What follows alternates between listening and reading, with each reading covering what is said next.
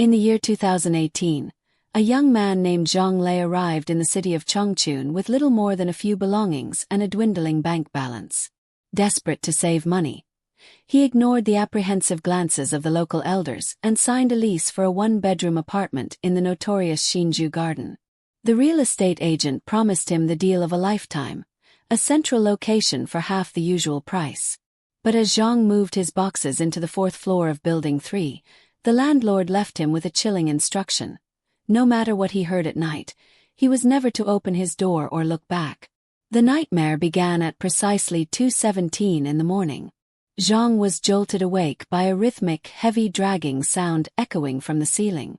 It sounded as if someone were hauling a saturated weighted sack across the floorboards, a wet, muffled friction that set his teeth on edge. When he attempted to confront his upstairs neighbor the next morning, he found the door ajar to a room thick with decades of dust.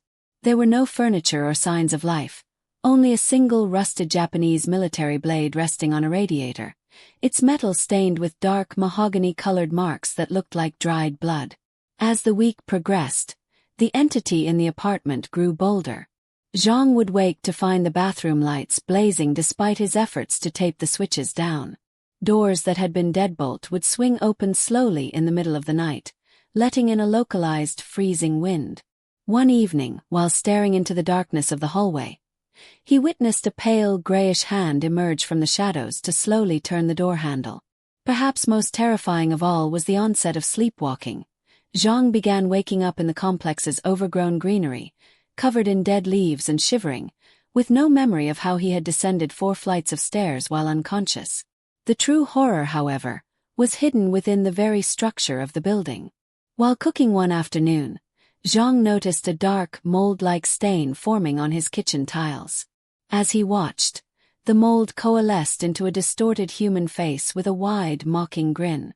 A high-pitched, mechanical laughter began to vibrate directly inside his skull, a sound that seemed to emanate from deep within the concrete walls. Researching the site's history, he discovered the grisly truth. Xinzhu Garden was built upon the site of a Japanese military camp and a massive burial ground from the 1948 siege of Changchun. The ground was not made of soil, but of the bones of those who had starved or been executed. On his final night, as Zhang fled the building with his luggage, the atmosphere turned deadly.